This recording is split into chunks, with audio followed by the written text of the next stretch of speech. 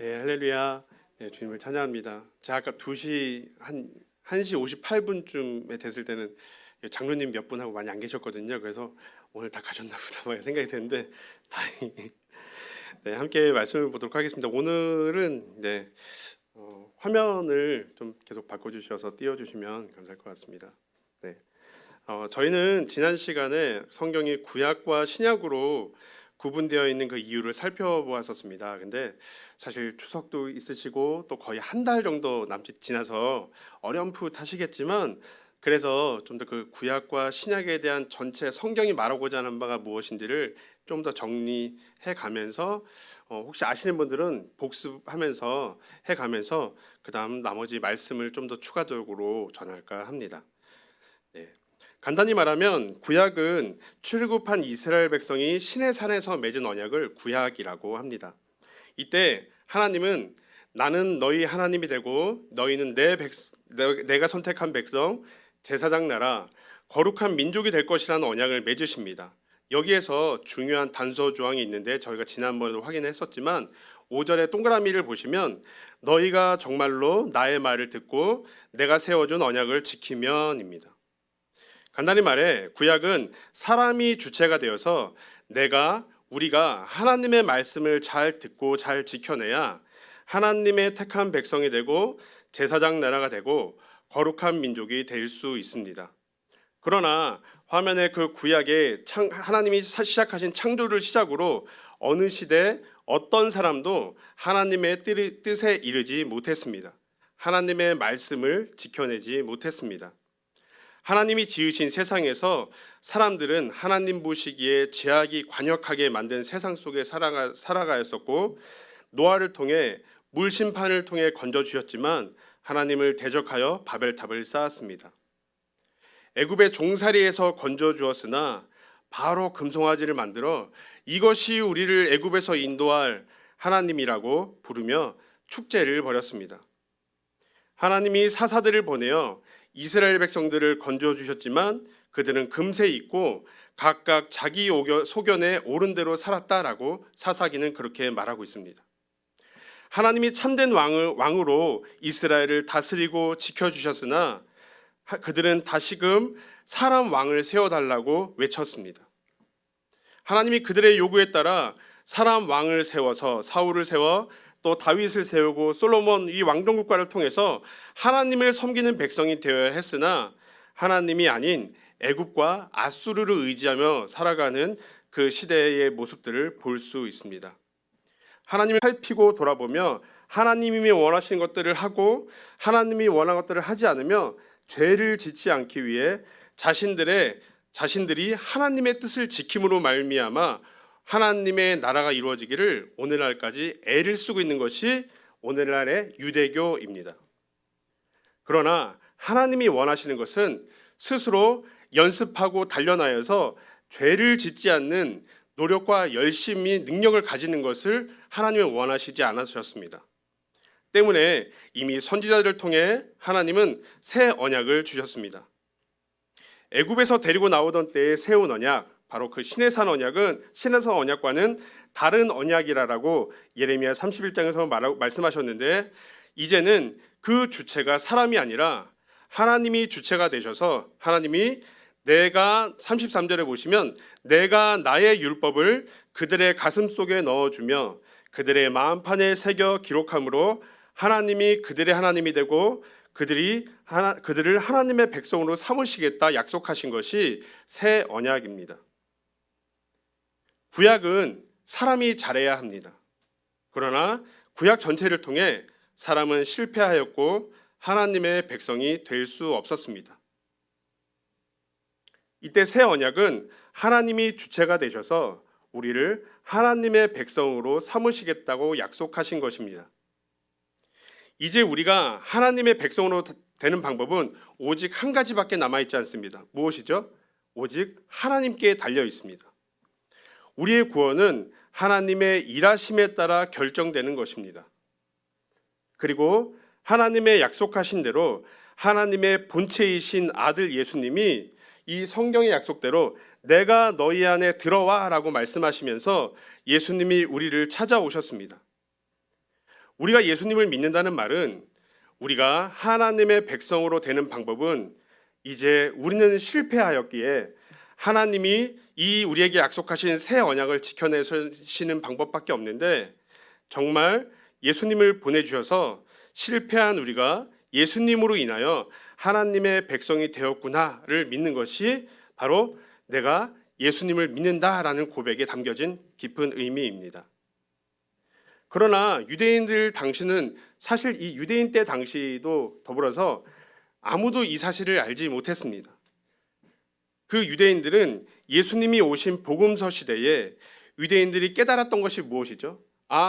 우리가 하나님의 백성, 우리가 어떻게 망할 수 있단 말인가? 어떻게 전능하신 그 하나님, 세상을 창조하신 그 하나님이 목적은 그거 하나였습니다. 때문에 그들은 성경을 보면서 하나님의 뜻을 위해 자신들이 무엇을 해야 할지 하지 말아야 할지에 교훈에 대하여 연구하며 매달렸습니다. 그래서 예수님이 이렇게 말씀하셨습니다. 함께 5장 39절 40절 위에 있는 말씀만 봉독해 보겠습니다. 시작. 너희가 성경에서 영생을 얻는 줄 생각하고 성경을 연구하거니와 이 성경이 곧 내게 대하여 증언하는 것이니라. 그러나 너희가 영생을 얻기 위하여 내게 오기를 원하지 않는도다. 너희가 성경에서 영생을 얻으려고 너희가 보니까 그래, 무엇을 해야겠고, 하나님이 원하신 것이 이 말씀 안에서 무엇일까? 하나님이 무엇을 싫어하는 걸까? 이 우리의 조상들이 무엇을 실패했던 것인가를 반복하면서 어떻게 해야 될 것과 하지 말아야 될 것, 바로 내가 무엇을 지켜야 될 것 말아야 될 것에 초점을 해서 너희가 성경을 연구하는데, 아니야, 이 성경은 나에 대해서 증언하는 책이야. 그런데 너희가 이 성경을 봄에도 불구하고 하나님이 약속하신 내가 바로 이곳 가운데 너희를 찾아 내려왔는데 아무도 나에게 나오지 않는구나 라고 말씀하셨던 것입니다. 그리고 이어서 예수님이, 지금 제가 볼 말씀이 요한복음 6장인데요 5장 39절에 이렇게 말씀하시고 6장 요 사이에 다 아시는 이야기들입니다. 예수님이 계속 다니면서 자신이 누구인지, 하나님의 아들인지, 왜 왔는지를 계속 말씀을 하는데, 떠올려 보시면 자세히 다 읽지는 않겠지만 유대인들이 못 알아듣습니다. 도대체 무슨 말을 하는지 못 알아듣기도 하고, 그렇지만 중간중간 따라다닐 때마다 오병이의 기적 사건이 이 안에 있거든요. 오병이의 기적이나 병자들을 낫게 하는 일들을 보게 되면서 이분이 혹시 우리를 인도할 그 메시아가 아닌가? 라는 생각들을 가지게 됩니다. 그리고 막 무리지어 따라다니죠. 그리고 나서 혹시 기회가 주어졌던 것 같습니다. 그래서 이렇게 질문을 하고 있습니다. 6장 28절 29절을 함께 읽겠습니다. 시작. 그들이 묻되 우리가 어떻게 하여야 하나님의 일을 하오리까? 예수께서 대답하여 이르시되 하나님께서 보내신 이를 믿는 것이 하나님의 일이니라 하시니. 여기서도 질문을 눈여겨보시면 유대인들의 질문이 담겨진 내용이 뭐죠? 우리가 어떻게 하면 하나님의 일을 할 수 있는 것입니까? 라고 묻습니다. 왜냐하면 이분은 하나님 보내신 메시아 같았거든요.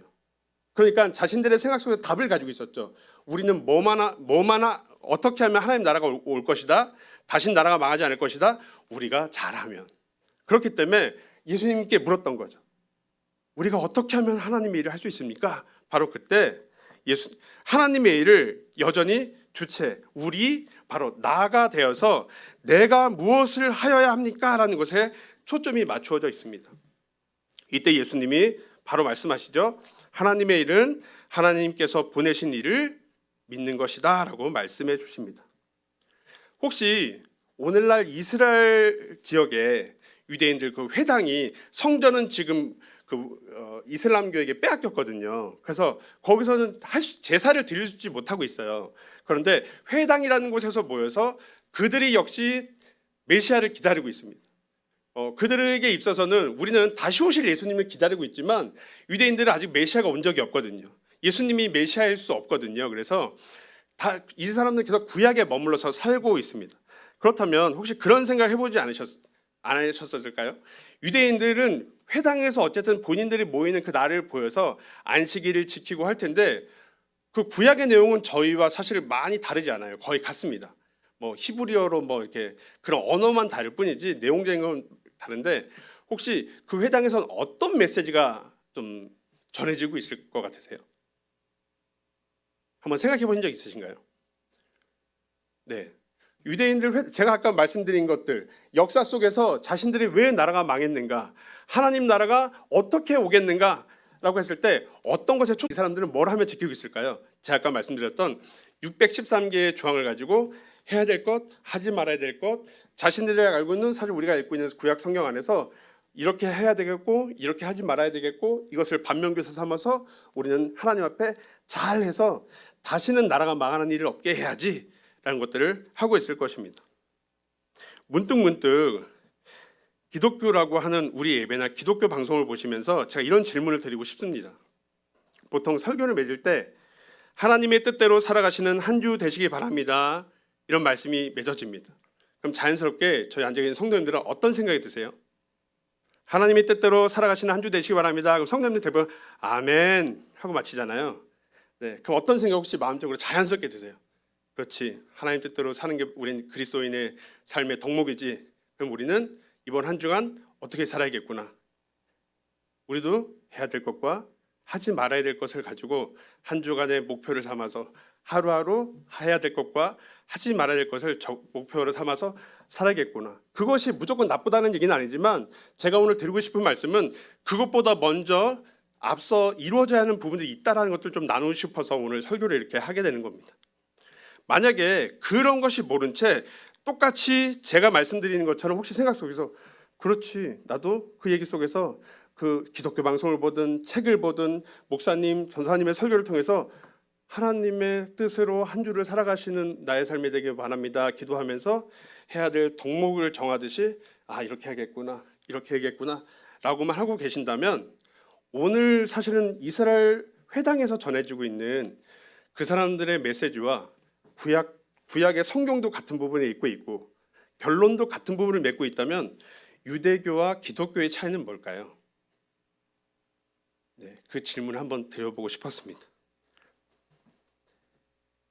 같은 구약 성경을 가지고 같은 결론을 맺고 있다면 우리는 마음의 질문을 한번 곰곰이 가져보셔야 하지 않을까 싶습니다. 기독교는 단순히 우리가 해야 할 항목을 채워 지켜내는 것이 아닙니다. 이미 구약을 통해 사람의 일함은 실패하였으나 하나님이 일하심으로 보내신 예수님으로 하나님의 자녀가 되었음을 믿는 것입니다. 그것이 예수님이 말씀하신 하나님의 일, 하나님의 뜻입니다. 그래서 유대교에서는 절대 있을 수 없는 동의도 하지 않는 말, 구원을 복음, 은혜, 선물이라고 말하는 것입니다. 따라서 우리는 말씀을 보면서 먼저 앞서서 선행되어야 할 것은 1도 사람의 측면에서 1도 하나님의 뜻대로 살 수 없어서 사람의 방법은 모두 실패했다는 것들을 깨닫고 배워야 합니다. 하나님의 뜻에 한 발치도 나아가지 못하는 우리에게 은혜로, 선물로, 복으로 보내주신 예수님을 믿고 감격해하며 그 은혜를 아는 것에 따라 찬송하는 자가 되어야 합니다. 이것이 하나님이 우리를 지으신 이유와 목적입니다. 예수님 안에서 교회된 성도는 나의 일함으로 살아가는 것이 아닙니다.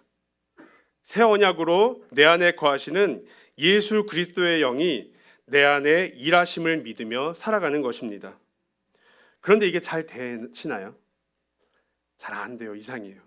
분명히 우리는 세례의 의미 안에서 주님, 저는 옛사람, 저는 세상에 사랑하던 저는 죽었습니다. 이제 예수 그리스도 안에서 새로운 사람이 태어났습니다. 할렐루야 찬송합니다 라고 말하는데 그 주일 예배 끝나고 나의 일상에 돌아가면 나의 삶의 가치는 두 가지가 생깁니다. 하나님을 사랑하는 마음도 있지만 어떤 마음이 있어요? 이 땅 안에서도 이왕이면 좀 더 어쩌면 제자들이 말한 초막셋을 짓고 싶은 그런 마음인 거죠. 여기가 좋사오니 여기가 좋사오니 이왕이면 주님의 천국 가기 전에 여기가 좀 좋은 곳 느끼면서 가고 싶은데 이거를 좀 세게 안 말씀드려서 그렇지 사실 이것을 조금 더 말하면 성경에 육신의 종욕, 육신의 종욕, 제가 갑자기 생각이 안 나서 이생의 자랑, 안목의 정욕, 이생의 자랑인 이 부분인 거죠. 그 안에서 우리는 사실은 날마다 줄다리기를 하면서 싸우는 것 같습니다. 근데 사실은 하나님을 향한, 하나님을 사랑하는 하나님의 거룩한 뜻이 우리의 삶에 많이 나오세요? 아니면 사실은 주일날은 평일날은 목사님이 잘 안 계시고 성도님들이 잘 안 보이시고 나의 일상삶에서 내 방법과 내 계획대로 사실 자연스럽게 많이 살아가세요. 네, 그게 많이 살아가죠. 때로는 주님의 그 사랑을 따라서 정말 예수님의 닮은 사랑을 실행하고 싶은데 하려다가도 뭔 일이 조금만 비틀어지면 진짜 내가 좋은 마음으로 하려고 그랬는데 그랬더니 나 이런 날을 가만 안 놔비두네 그러면서 막 이렇게 쏟고 난 다음에 새벽 기도를 오든지 목사님 새벽 말씀을 듣든지 하면서 아이고 내가 괜히 그 말했네 이렇게 한 번만 참을 걸. 네. 날마다 우리는 그 안에서 넘어졌다가 다시 결단했다가 넘어졌다가 살아가는 모습을 사실은 이렇게 살아가고 있는 것 같습니다.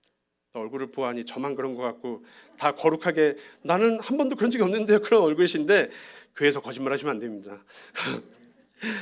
네, 그렇기 때문에 우리는 참 괴롭습니다.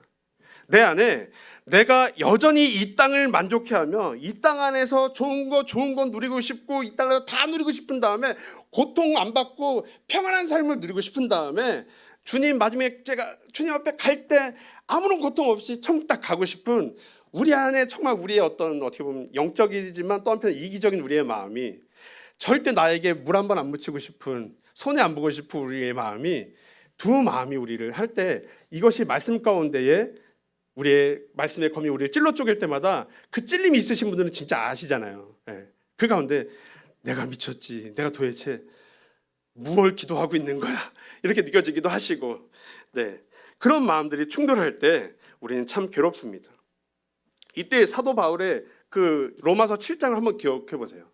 사도 바울이 우리가 봐도 대단해 보이는 게 사도 바울마저도 역시 이 땅에서 이 육신을 입고 살아가는 그 안에 사도 바울의 고백이 그래서 누가 이 사망의 몸에서 나를 좀 건져주세요 라고 말하였습니다. 제발 나 좀 이 몸에서 건져주세요. 하나님을 따르고자 하는 내 마음은 있는데 내 몸이 그렇게 움직이지 않는 내 마음, 두 마음이 내 안에 충돌할 때마다 미치겠습니다. 제발 나 좀 살려주세요 라고 말했던 그 외침을 편지 가운데 썼던 것들을 기억하실 것입니다.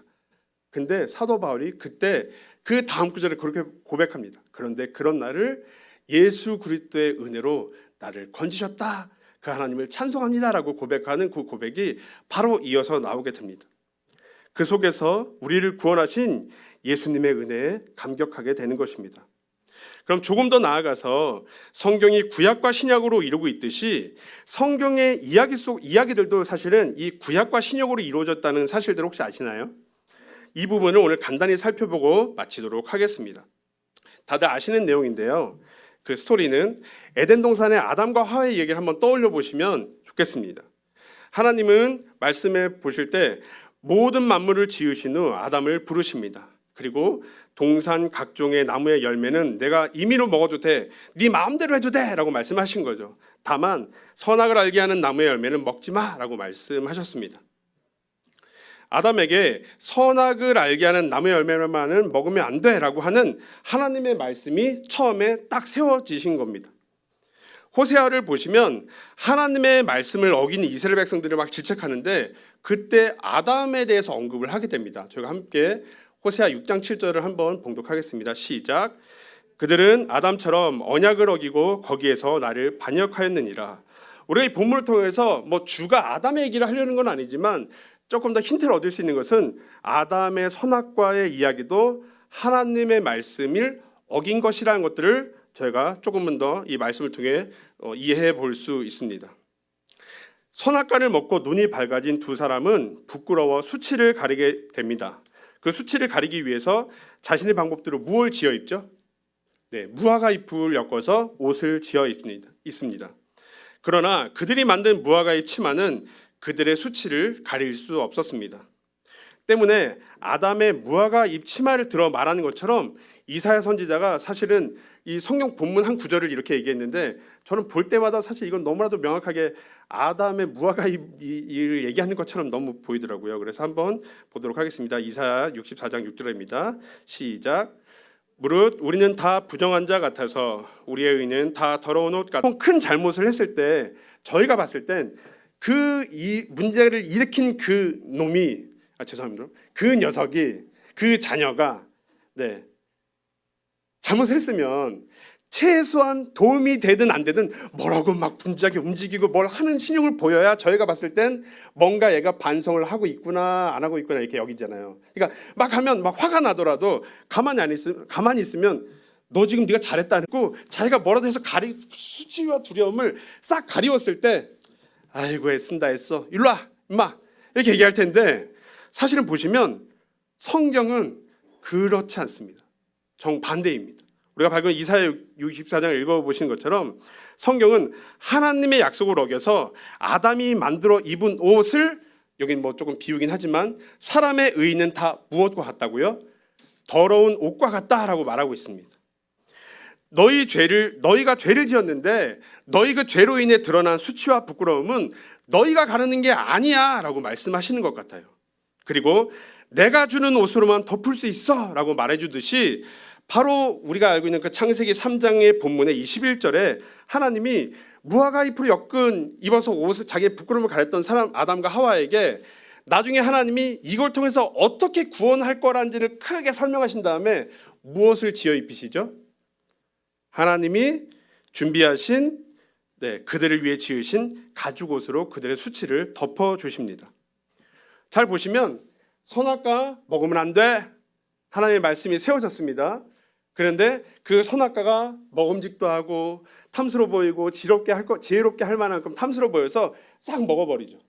그리고 다시 그 엎질러진을, 사실은 창세기니까 성경도 얼마 안 지났잖아요. 한 3장이면 사실 찢어버리고 다시 쓰셔도 되거든요. 가죽옷은 누구를 예표하고 있죠? 네, 예수 그리스도를 예표하고 있음을 우리는 잘 알고 있습니다. 혹시 성경의 그 구약과 신약의 모습이 오늘 아담과 하와 얘기와 좀 비슷하게 보이시나요? 네, 보이시면 좋겠는데. 네. 그리고 신약교회에서도 보시면 이 갈라디아서 3장 27절에 예수님을 믿는 성도들에게 누구든지 예수님과 합하여 세례를 받는 자는 그리스도로 옷 입었느니라 라고 말하고 있습니다. 바로 예수로 하는 옷을 입은 것이다 라고 말해주고 있습니다. 또한 우리가 잘 알고 있는 성도들의 마지막, 세상의 마지막을 담고 있는 계시록에서도 바로 이러한 옷 입는 이야기로 마치고 있습니다. 계시록 7장은 구원의 완성을 보여주는, 제가 예전에 예배 강의 때 박혜영 목사님들 말씀하시고 천상의 예배의 한 부분이다 이렇게 말씀해 주신 부분이 있는데, 구원의 종국의 마지막의 모습들을 그 그림으로 보여주신 거거든요. 그때 제가 그 앞에 부분을 읽지 않겠지만 이러합니다. 아무라도 셀 수 없는 큰 무리가 각 나라와 백성과 민족과 방언에서 나와 하나님과 어린 양 예수님께 구원하심이 보좌에 앉으신 우리 하나님께 있습니다. 할렐루야 주님을 찬송합니다. 막 이러고 하는 막 찬송의 무리들을 마저 보게 됩니다. 바로 그 장이 이 앞에 10절 11절까지 쭉 이어지는 내용인데요. 이 모습을 본 장로가 이렇게 묻습니다. 함께 봉독하겠습니다. 시작.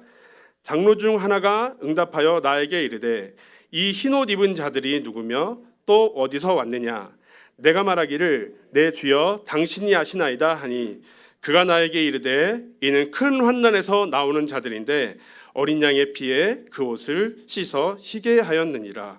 하나님을 찬양하는 이 흰옷 입은 자들이 누구냐. 이 여러 24장로 중에 한 장로가 이렇게 얘기를 했습니다. 그때 14절에 그가 나에게 이르되 이 큰 환난에서 나온 자들인데 무엇으로요? 어린 양의 피로 그 옷을 씻어 희게 한 자들입니다 라고 얘기를 하고 있습니다. 성도들이 하나님 앞에 거룩한 흰 옷을 입고 섰는데 그 옷은 바로 예수 그리스도 어린 양의 피로 그 옷이 씻겨 입은 그 흰 옷을 입은 자들이라고 말해주고 있는 것입니다. 계시록 19장을 한 번 더 읽겠습니다. 19장도 역시 그 구원의 완성의 모습을 이번에는 천국 혼인잔치의 모습으로 설명해주고 있는데요. 함께 봉독하겠습니다. 시작.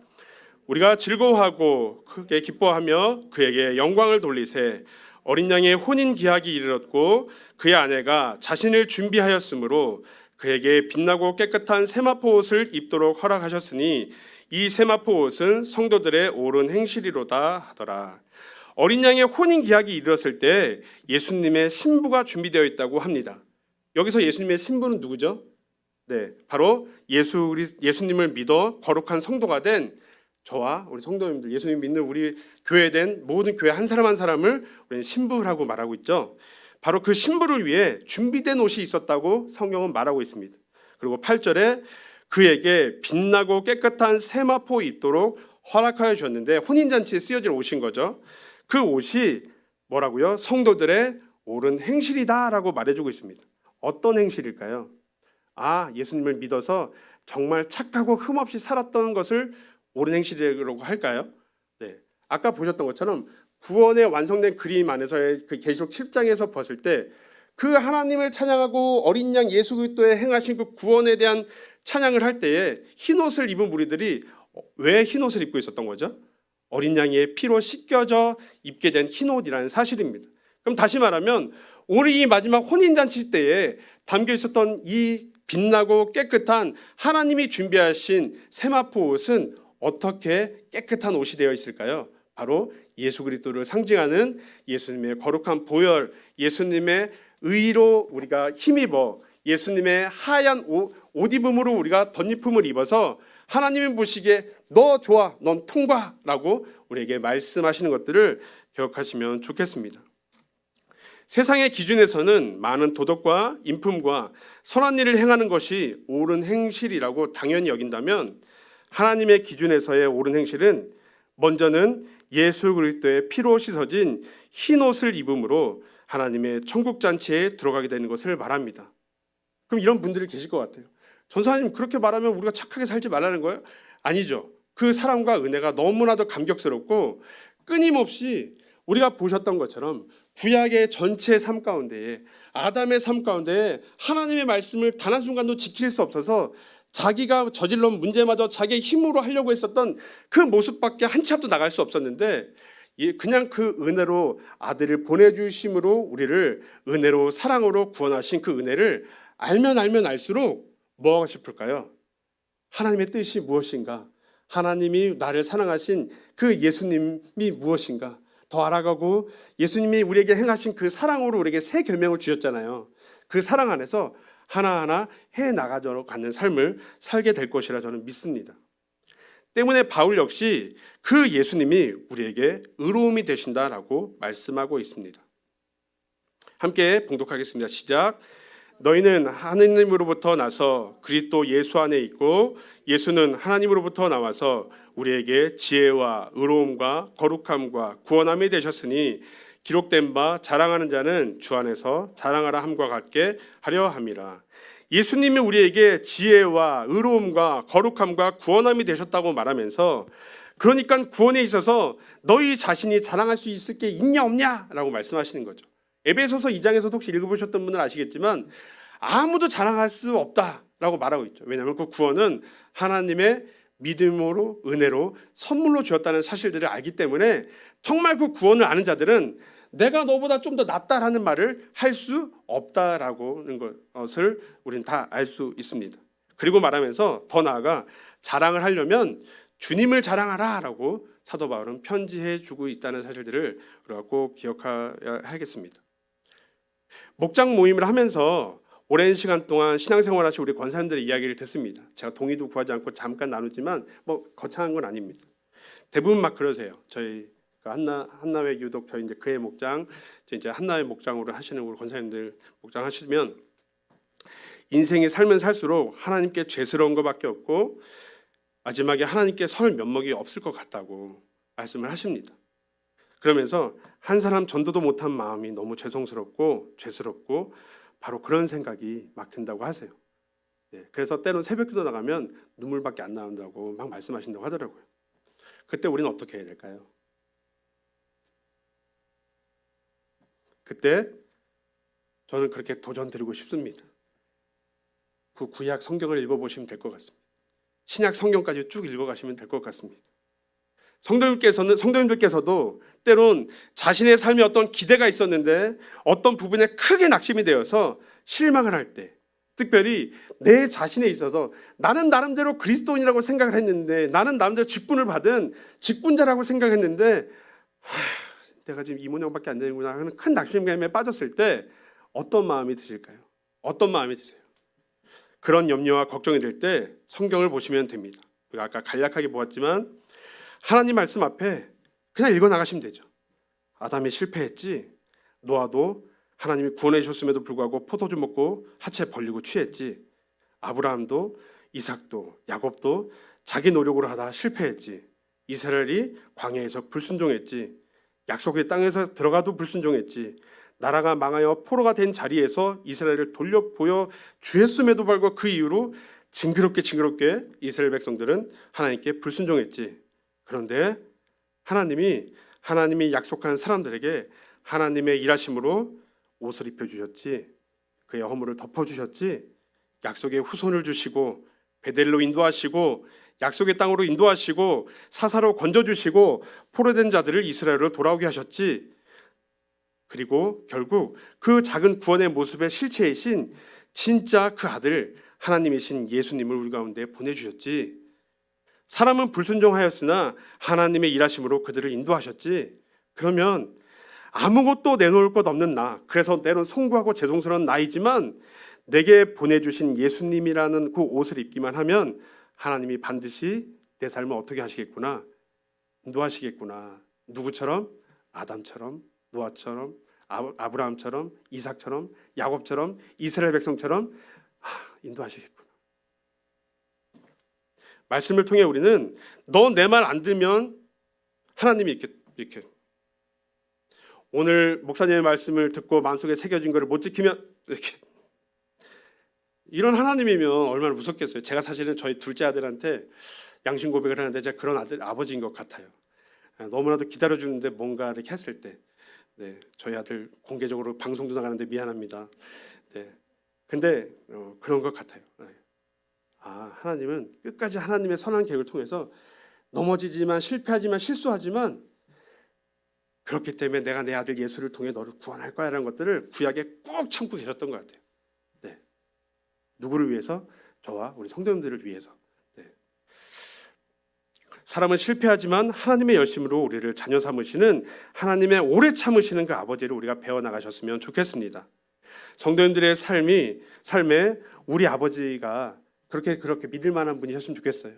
무서운 할아버지, 내가 약속한 걸 못 지켰으니까는 너 한번 그 부분은 내가 두고 보고 반드시 갚아주겠어. 이런 아버지가 아니라 알아, 괜찮아. 그래서 내가 이미 내 아들 예수를 보내서 다 이루어졌어. 그리고 너를 내 아들 삼았어. 나는 아들은 절대 안 건드려. 내 새끼는 내 하나님 뜻대로 반드시 내가 끌고 갈 거야. 나를 사랑하는 자로 반드시 내가 만들 거야. 그러 새 언약에서 하나님의 영이 우리 가운데에 내주하고 계신 그리스도 영이 우리와 함께 하심을 믿어주셨으면 좋겠습니다. 성령을 통해 이러한 하나님의 신실하신 사랑을 배우시고 우리의 지혜와 의로움과 거룩함과 구원이 되시는 예수라는 옷 하나 걸쳐 입으시고 우리에게 주어진 인생의 여정을 걸어가시면서 하나님의 일하심을 맛보는 우리 동덕 모든 성도님들의 되시길 바라며 말씀을 맺도록 하겠습니다. 이 시간에는 제가 기도 시간을 막 많이 가진 않고 찬송을 하고 한 가지 그냥 교회를 위해서 기도하고 우리 자신을 위해서 기도하고 좀 마쳤으면 좋겠습니다. 함께 그 내용은 은총입어 오늘 설교를 들으시면서 혹시 그 가사를 기억하시면서 설교를 기억하시면서 찬양을 하며 좀 기도하고 싶은데요.